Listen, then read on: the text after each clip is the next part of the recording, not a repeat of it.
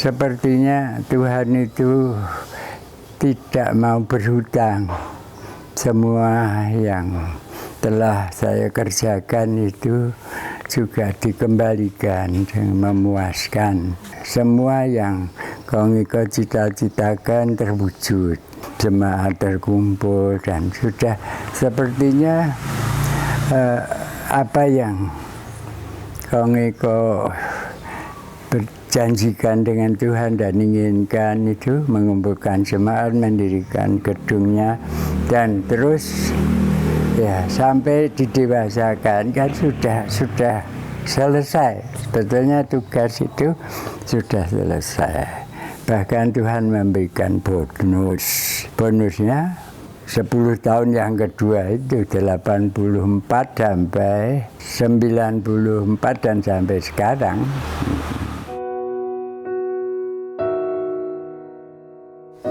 Untuk membuka ladang PI di Solo sebagai pos PI GKMI itu bukan Kongiko, ya, bukan aku. Tapi sebelumnya sudah direncanakan bahkan dari sinode itu. Ya, dari Pendeta Hermantan dan kawan-kawan. Ya. Itu yang ingin membawa GKMI itu keluar dari lingkup sekitar Moria. Sebab visinya di situ kalau Moria ini tidak keluar dari sekitar Gunung Moria, nanti lama-lama bisa habis. Sebab daerah kecil-kecil itu pada pindah kalau hidupnya mulai ya tambah besar gitu, pindah kota besar. Maka terus Pak Hermantan selain juga memenuhi perintah Tuhan dalam Matius 28 itu, ya pergi ke seluruh bumi untuk memberitakan Injil. Jadi Injil itu tidak dibatasi, diikat di sekitar Moria aja, tapi keluar. Dan keluar ini untuk membesarkan GKMI. Kalau tidak keluar, ya semua malah habis ya. Mengapa di Solo? Ya, itu karena Solo ini jadi nomor 2 setelah membuka di Semarang, GKMI Semarang berhasil baik ya. Dan bisa jadi di Semarang terus. Pikirnya yang kedua Solo. Ya. Nah, Solo ini juga sudah direncanakan ada sarana-sarana yang mendukung untuk tempat. Ya, itu di rumahnya Kong Tan King Siang. Tan King Siang ini adiknya Tan King In, Ketua Sinode GKMI yang di Kudus, ayahnya Pendeta Hermantan. Jadi ruang sudah, kalau mau pinjam ada. Terus juga tenaga, nah itu Kongiko yang disiapkan. Kongiko sekolahkan di I3.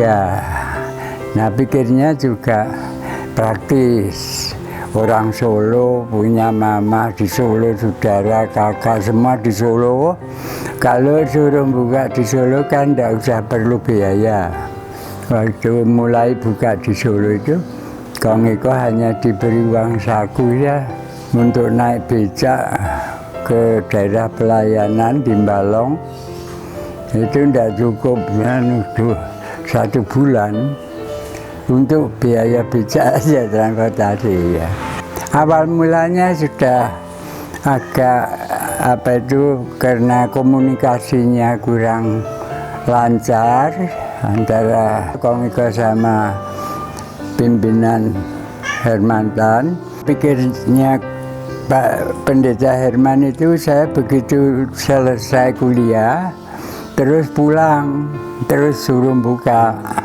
Padahal itu untuk polisi sekolah itu harus praktek dulu 1 tahun. Setelah praktek baru lulus. Nah, dipraktekkan di Jakarta.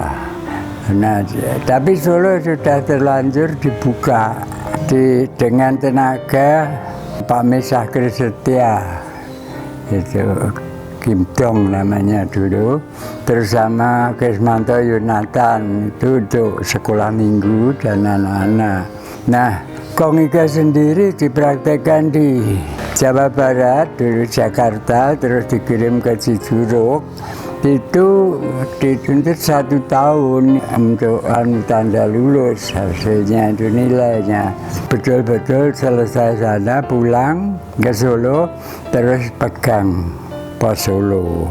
Enaknya itu beberapa hal yang penting sudah dikerjakan sama Pak Mesah sama Kingsin itu, misalnya izin, kebaktian, terus bangku-bangku dan lain-lain kebutuhan ibadah itu sudah disiapkan selama 1 tahun ini. Jadi Kongiko pulang itu sudah lengkap semuanya, tinggal meneruskan. Itu enaknya.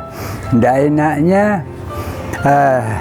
Pak Mesah itu orangnya kan ganteng ya, tinggi besar, suaranya bagus, juga khotbahnya lumayan. Itu banyak anak-anak AA, asisten apoteker yang pada ketarik ikut kebaktian, tapi ya sambil kalau syukur mau dipacari gitu ya. Termasuk teman-temannya Bu Roslin yang sekarang di sebelah gereja itu dulu. Sebab tempatnya Om Siang itu juga buat kos anak-anak asisten apoteker itu. Dan setelah Kongiko datang itu, Pak Mesah terus dicabut ke Jepara. Kesmanto Yunatan dicabut ke Sinode. Jadi terus dilepas gitu aja. Nah, mimpin meneruskan jemaat yang sudah ada, padahal cuma puluhan ini bukan orang Solo. Mereka itu ya dari berbagai tempat.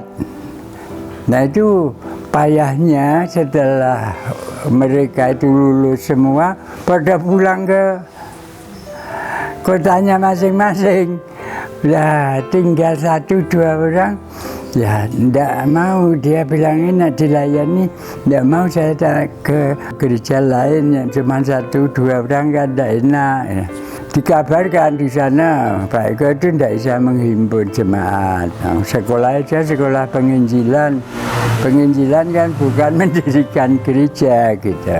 Tapi aku ya tidak peduli dikatakan apa-apa, memang ya diajar juga menggembalakan. Bahkan tanda lulusnya Kongiko itu disebut berkarunia menggembalakan. Tantangan yang terberat memang kan menginjil atau mendirikan gereja itu sama dengan merebut jiwa-jiwa dari tangan kegelapan supaya mereka itu diselamatkan. Jadi rupanya raja kegelapan itu ya jelas tidak mau tinggal diam. Jadi hambatan-hambatan itu untuk awal ya 10 tahun awal itu luar biasa ya. Yang Kongiko rasakan seakan-akan iblis itu menyerang dari segala jurusan. Di sinode itu ada pecah 2 pihak. Hermantan kepingin GKM ini keluar, ya, keluar artinya itu berkembang keluar.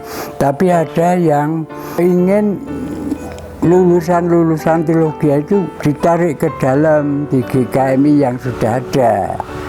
Maka sebetulnya GKMI Solo itu termasuk embrio PEPK.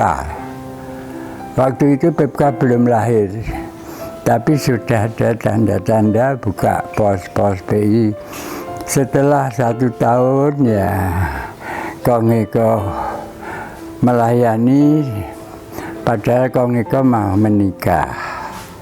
Ya pikirku ya kalau menikah dengan honor yang cuma cukup untuk 2 minggu buat transport itu kan percuma.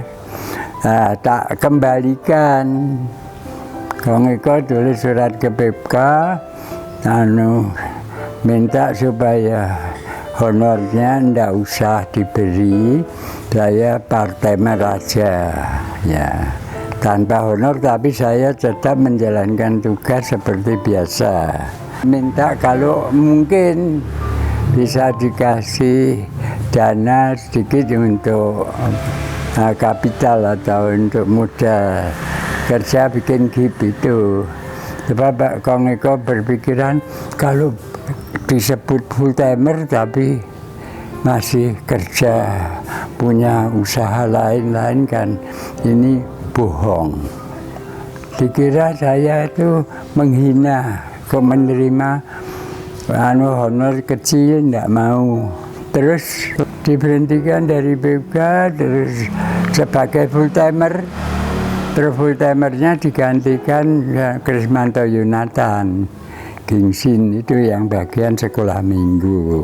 Dari dalam sendiri kebetulan itu kan pengantin baru Kong Eko. Itu kakaknya Ko Hermini ada sebetulnya. Anak pertama itu Miss Kram. Karena sering ada guncingan dari Ndabung Tengah sampai ke Balong, itu cukup jauh tuh. Dan jalannya dulu tidak ada jalan mulus. Semua gundal-gundal berkali-kali sampai berbulan-bulan masuk keluar rumah sakit. Rumah siang ditinggal kebaktian itu, malah rumah dimasuki pencuri, dikuras ya. Pulang tuh sudah kosong semua, isi kamar ya, barang-barang hilang semua. Seakan-akan tuh iblis itu menertawakan. Nah, kamu rumahmu buat tinggal pelayanan, sekarang rumahmu tak kuras ya. Malah tetangga itu bilang suruh tanya dukun. Enaknya itu banyak penderitaan dari luar macam-macam, tapi Tuhan itu dari belakang itu kayak mendukung gitu. Yang paling parah itu uang pembangunan gereja. Sebetulnya sudah cukup banyak ya. 450.000 itu kalau diberikan tanah waktu itu 2 kalinya rumah Kong Eko ini. Itu habis sama sekali 1 sen pun enggak. Selama itu kan ya itu Kong Eko karena part-timer itu dianggap enteng. Akhirnya malah Kong Eko suruh berhenti. Berhentinya itu tidak boleh menyampuri urusan intern gereja. Tidak boleh masalah-masalah dalam, hanya diminta ngasih katekisasi, khotbah tiap bulan, dan ngajar sekolah minggu. Artinya tenaganya dimaui, tapi nasihat dan pandangannya, kuasanya tidak ada. Nah, buat apa kayak gitu? Kalau Kong Eko ngajar tentang rohani, tapi prakteknya tidak keruan, Kong Eko tidak boleh campur tangan kan? Lebih baik enggak. Justru pengurus yang minta mundur itu ada 4-5 orang. Ketuanya, sekretarisnya, bendaharanya, pendetanya, full timernya toh. Ya. Kong Eko sendiri heran kok mereka itu kok bisa seolah-olah seperti membenci Kong Eko, ada apa? Kong Eko amati betul-betul akarnya itu cuma ingin menghabiskan uang dana pembangunan itu. Mereka itu mau bancaan, sebab yang mengumpulkan Kong Eko sama tante ya. Terus mereka itu yang ditakuti cuma aku. 6 tahun itu tidak ada kemajuan, jemaat tidak ada, uang dana habis ya. Terus jemaat habis,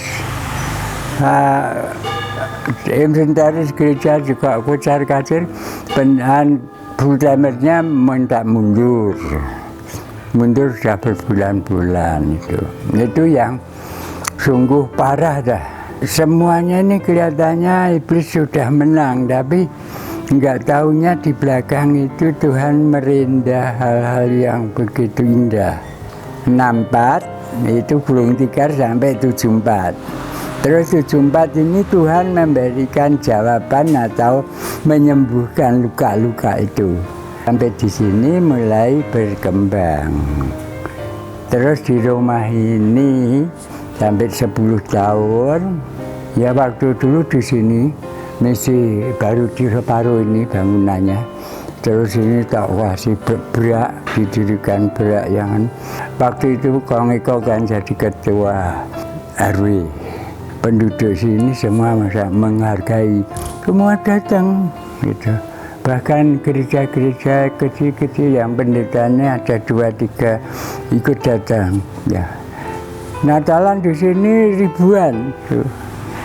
Kong Eko manggil Pak Charles, itu sampai sekarang Kong Eko masih menyesal. Dari Kudus diundang suruh khotbah malam-malam, pulang malam tidak dikasih apa-apa.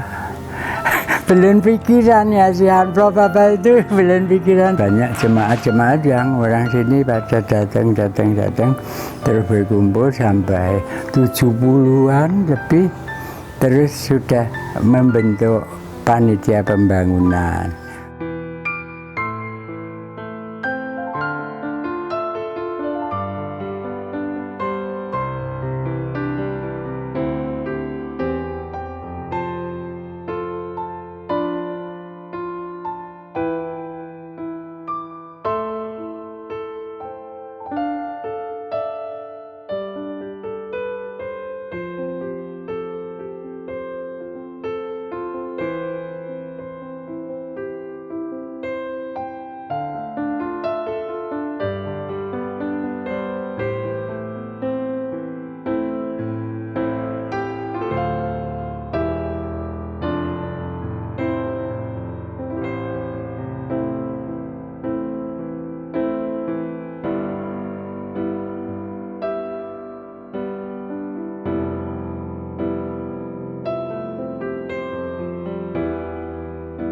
Melihat perkembangan yang ada itu cukup puas ya, supaya ada penerus-penerus yang lebih cerdik, pandai, lebih takut akan Tuhan dan betul-betul bisa mengembangkan jemaat dengan baik. Dan nyatanya gereja GKMI Solo sekarang ini levelnya sudah naik. Ya, dipandang di sinode bukan sembarang gereja. Jadi dulu kan sangat dipandang rendah sekali gereja Solo. Ya supaya apa yang sudah ada yang baik tinggal dikembangkan terus dan disempurnakan. Bahkan supaya kualitas iman jemaat semakin ditingkatkan, juga kuantitasnya ini perlu. Itu aja. Nah, melakukan yang Yesus ajarkan itu, melayani dan mengasihi, menebarkan firman kebenaran, mengampuni itu GKMI, menegakkan janji keadilan, menebarkan damai sejahtera, mencintai alam lingkungannya, menghargai itu GKMI. GKMI membawa damai, aku cinta GKMI. GKMI membawa damai, aku cinta GKMI. Itu.